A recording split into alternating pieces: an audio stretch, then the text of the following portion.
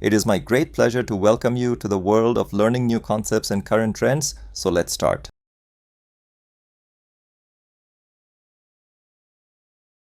Welcome back to the Codex. I'm Afir Mahir. Early on in programming, you run into a very specific wall, repeating identical logic blocks. You write a nested for loop to process some data, and then you find yourself needing that exact same routine in 10 different locations. Copying and pasting that logic creates massive inefficiencies. It scales poorly, inflates your file size, and if you discover a bug in your original loop, you have to hunt down and fix every single pasted copy across your entire codebase. The solution to this redundancy is procedural abstraction. In Java, we call these functions, or methods. If you are coming from a dynamically typed language like Python, the baseline is simple. You use the def keyword, provide a name, list some variables, and the language handles the rest. Python's dynamic speed is excellent for quick scripting. But when you build massive, scalable systems, you need a rigid, contract-based architecture to enforce rules and prevent critical failures. Transitioning to Java means leaving loose scripting behind and adopting strict architectural contracts. Every method requires explicit definitions before it runs. The first rule of this contract is the access modifier. By declaring a method as public, you specify its visibility, explicitly allowing other parts of your package to access and execute it. The second rule defines the memory context.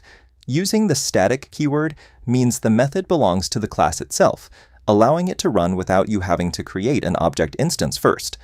The third rule is the explicit return type. You must declare exactly what data comes out of the method. If it calculates a number, it returns an int.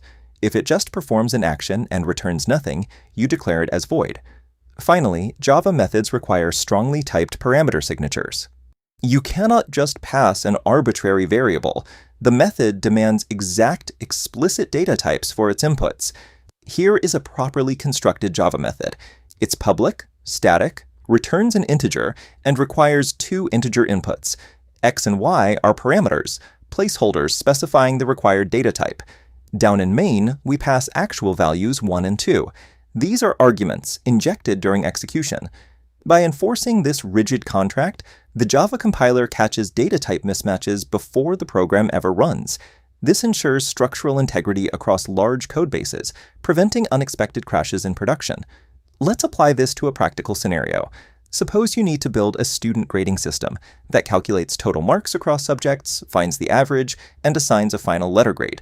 You could write all this logic in one uninterrupted block of inline code inside your main method, but as the system grows, that single block becomes an unreadable monolith.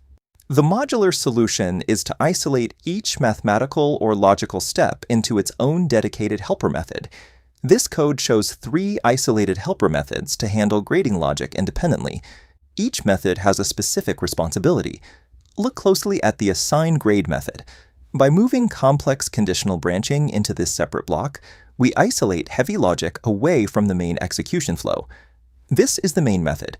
Because we abstracted the logic, its role shifts to a high-level coordinator rather than a calculator. Tracing execution, we start by passing literal integer arguments, the student's raw scores, into the total marks calculator. Next, we take the integer returned by that first method and use it as an argument for the average calculator. Finally, we pass all that calculated data into a distinct display method to print the final output to the console. Modularity creates maintainability. If the grading thresholds change next semester, the developer only needs to modify the one isolated assign grade method rather than hunting through a tangled script. When developers start organizing code into methods, they often assume every single method requires a globally unique name. Java sidesteps this limitation with method overloading, which is the foundation of compile-time polymorphism. Compile-time polymorphism is a feature where the compiler determines exactly which method to execute based on the inputs provided. The mechanism works because the Java compiler differentiates methods by their exact parameter signature, meaning the count and type of inputs, not just their title. This code shows 2 methods named add. The compiler allows this because one requires 2 integer parameters and the other requires 3. It routes the data based on the volume of inputs. You can also overload methods by keeping the parameter count identical, but changing the underlying data types. Here, one multiply method accepts integers, while the exact same name handles double precision decimals. There is a strict architectural rule here. Attempting to overload a method by only changing its return type is illegal. If the parameter signature is identical, the compiler will fail to build the program. Overloading provides essential flexibility. It allows developers to use intuitive verbs like add or multiply consistently, regardless of the specific data shape being processed. Methods can also utilize a specialized technique called recursion. Recursion occurs when a method calls itself from within its own body to fracture a complex problem into self-similar subproblems. The textbook mathematical example of a self-similar problem is the calculation of a factorial, where a number is multiplied by the factorial of the number below it. Looking at this snippet, the Java syntax for a recursive factorial method includes a line where the method invokes its own name, passing in the current value -1. In the machine's memory, this creates a call stack. Execution pauses on the current method and awaits the answer from the next recursive call, stacking incomplete executions on top of each other. Because of this stacking behavior, it is absolutely necessary to define a base case, a specific condition that intentionally halts the recursive chain. Without a base case, the method will infinitely allocate memory until it triggers a stack overflow error. This stack overflow error is a fatal runtime failure that occurs when the machine's call stack memory is completely exhausted. When the base case is successfully reached, the stack begins unwinding. It returns its terminal value, multiplying back down the chain through the suspended methods to reach the final result. We can verify the execution at the terminal. The recursive math resolves perfectly, outputting 120. Recursion is elegant, but it demands careful application.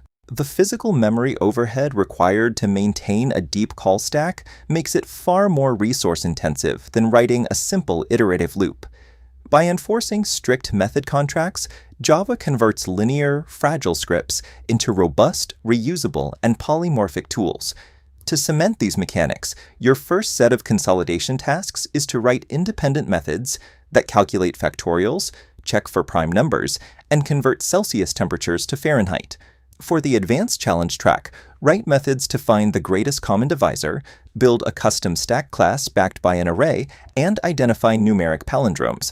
Submit your code and direct any debugging questions to the official course contact. I'm Athirma here.